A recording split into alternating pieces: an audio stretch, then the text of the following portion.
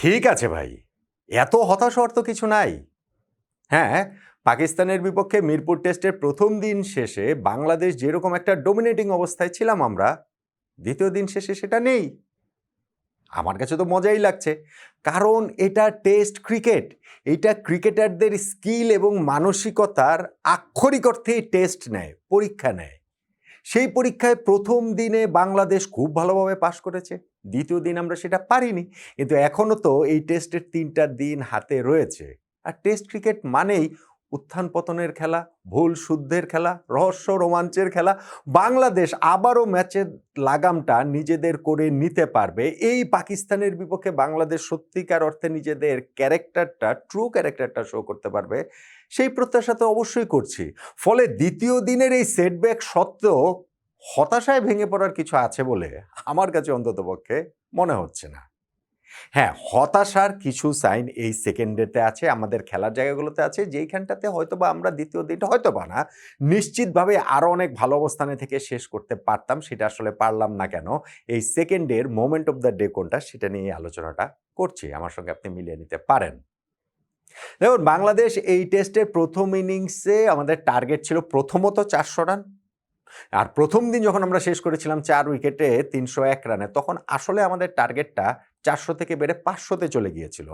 আমি অবশ্যই moment of the day ভিডিওতে বলেছিলাম যে ঠিক আছে ৫০০ না হোক, ৪৫০ অন্তত পক্ষে যেন হয়। সেটাও আসলে আমরা করতে পারিনি। আমরা ৪১৩ রানে অল আউট হয়ে গিয়েছি। এইখানটাতে একটা হতাশা রয়েছে এবং পাকিস্তান দ্বিতীয় দিনটা শেষ করেছে ১ উইকেটে ১৭৯ রানে। এইখানটাতেও একটা হতাশা রয়েছে। বাংলাদেশ এখনো ২৩৪ রানে এগিয়ে আছে বটে, কিন্তু পাকিস্তান যখন এরকম স্ট্রং রিপ্লাই দিচ্ছে, এটা আমাদের বোলারদের, ফিল্ডারদেরও বটে পরীক্ষা নিচ্ছে এবং সেই পরীক্ষার জায়গাটায় আমরা অন্ততপক্ষে ২ টা অকেশনে খুব বাজেভাবে ফেইল করেছি। হতাশার জায়গা সেখানটাতেও আছে। আজকের দিনে ব্যাটিং ডিসপ্লের কথা যদি বলি, তাহলে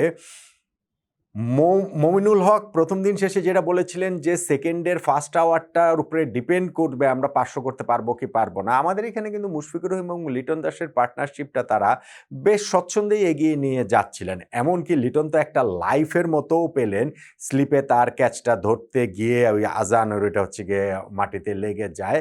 ৩২ রানে তখন লিটন। ফলে এই সুযোগটা কাজে লাগাবেন না? কাজে কিন্তু তিনি লাগাননি। বরং ওইখানটাতে অফ স্ট্যাম্পের অনেক বাইরের একটা বল, ওইটা উনি কি করতে চাইলেন আমি জানি না ঠিক। হয়তোবা মিড অন ফিল্ডারকে ক্যাচ প্র্যাকটিসই করাতে চেয়েছেন এবং সেইখানে ক্যাচ দিয়ে লিটন আউট হয়ে গেলেন। মেহেদী হাসান মিরাজ আসলেন এবং মিরাজও আসলে বেশিক্ষণ থাকতে পারলেন না। একটা ছক্কা মেরে তিনিও যখন আউট হয়ে যান, তাইজুল ইসলাম আসলেন, তিনিও অ্যাটাকিং ক্রিকেট খেলা শুরু করলেন এবং মোহাম্মদ আব্বাসের এই দিনে ৩ উইকেটের ফার্স্ট সেশনে যে আমাদের পড়েছে, তৃতীয় শিকারে তিনি পরিণত হয়ে গেলেন। আমাদের টিমের এই ট্যাকটিসের জায়গাটাও আমার কাছে একটুখানি ধন্দ লেগেছে যে এক সাইড থেকে মুশফিক মানে ডিফেন্ড করে যাবেন। এক সাইডটা ধরে রাখবেন এবং অন্য সাইড থেকে অ্যাটাক হতে থাকবে। মুশফিককে বোধহয় আরেকটু প্রোঅ্যাক্টিভ ক্রিকেট খেলাটা প্রয়োজন ছিল। আরেকটু বেশি। ভাই, টেস্ট ক্রিকেটে নট নেসেসারিলি আপনার রান রেটটা বাড়াতে হবে বা স্ট্রাইক রেটটা বাড়ানোর এখানে বিষয়টা আছে, বিষয়টা সেটা নয়। কিন্তু আরেকটু প্রোঅ্যাক্টিভ ক্রিকেট ব্যাটিংটা যদি মুশফিক করতেন, হয়তোবা পাকিস্তান আরেকটু তাদেরকে প্রেসারে ফেলা যেত। তারপরেও আমরা ধরেন হচ্ছে গিয়ে লাঞ্চের সময় এইখানটাতে ৭ উইকেটে ৩৮০ রানে নিয়ে ওখানে হচ্ছে গিয়ে আমরা লাঞ্চে গিয়েছি এবং তারপরে প্রথম ওভারটাতে মুশফিকুর রহিম আউট হয়ে গেলেন লাঞ্চের পরে ৭১ রানে।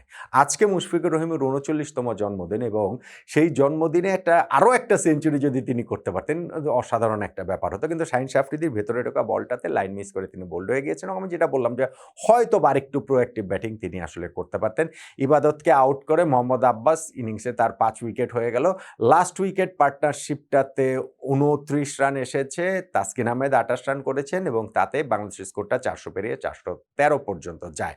ফলে এইখানটাতে আমাদের হতাশের যে জায়গাটা, যে সেকেন্ডের শুরুটাতে মুশফিক লিটনের পার্টনারশিপটা বেশ কিছুটা সময় থাকলেও লিটন একটা লাইফ পাওয়া সত্ত্বেও ওই সময় তিনি ওইভাবে উইকেটটা বিলিয়ে দিলেন এবং মুশফিক হয়তোবা আরেকটু যদি ভালোভাবে ব্যাটিং মানে আরেকটু কি বলা চলে যে পাকিস্তানের বোলারদেরকে ডমিনেট করে ব্যাটিং করতে পারলে হয়তোবা আমাদের জন্য কিছুটা ভালো হতো।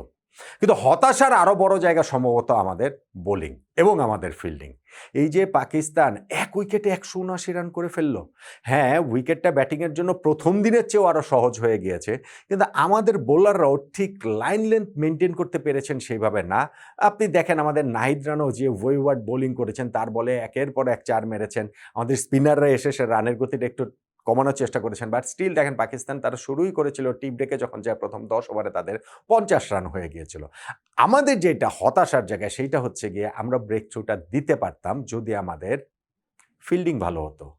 আমাদের স্লিপে ২ টা ক্যাচ পড়েছে এবং সেই ২ টা ক্যাচ ফেলেছেন আমাদের ২ ওপেনার মাহমুদুল হাসান জয় এবং সাদমান ইসলাম। জয় ফেলেছেন ক্যাচ ইমামুল হকের। সেই ইমামুল হককে পরে আবার আম্পায়ার একবার আউট দিয়েছিলেন নাহিদ রানার বলে, সেটা ডিআরএস নিয়ে তিনি বেঁচে গিয়েছেন। ফাইনালে গিয়ে তিনি ৪৫ রানে আউট হন। ততক্ষণে ওপেনিং পার্টনারশিপ আজানের সঙ্গে তার ১০০ পেরিয়ে গেছে। ১০৬ রানের ওপেনিং পার্টনারশিপ।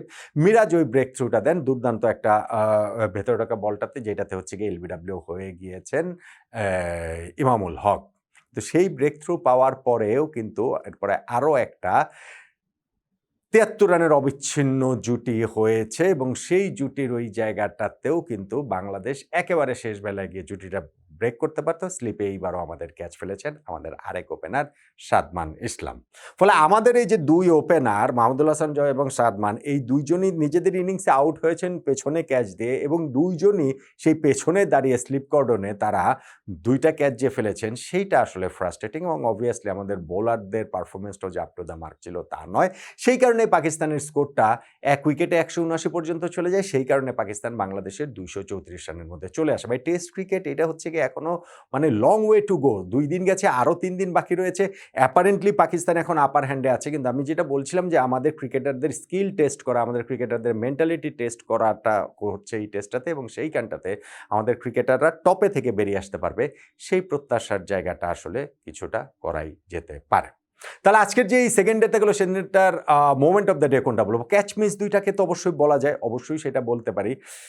মুশফিকের সেঞ্চুরি মিসটা সেটাও আসলে খুব হতাশার এবং ওই সময়টা নিজের বার্থডেতে যদি সেঞ্চুরি করতে পারতেন, লাঞ্চে পরে প্রথম ওভারে আউট হয়ে গেলেন। ফলে এই জায়গাটা নিঃসন্দেহে হতাশার জায়গা তো ছিলই। কিন্তু আমার কাছে আসলে মোমেন্ট অফ দ্য ডে যদি বলি তাহলে লিটন দাসের উইকেটটা। স্পেশালি তিনি একটা লাইফের মতো পেলেন। তারপরে গিয়ে তিনি যেইভাবে নিজের উইকেটটার ভ্যালু করতে না পেরে আউট হয়ে গেলেন, ওইখানটা থেকে আমাদের স্কোরটা যে আসলে ঠিক ৪৫০-৫০০ ওরকম পর্যায় পর্যন্ত যে যাবে না, মনে হয়েছে যে ওইটা আমাদের জন্য একটা বড় সেটব্যাক ছিল। লিটন দাসের উইকেটটা আমার কাছে তাই এই সেকেন্ডের মোমেন্ট অফ দ্য ডে। আপনি কি একমত হবেন? জানাতে পারেন।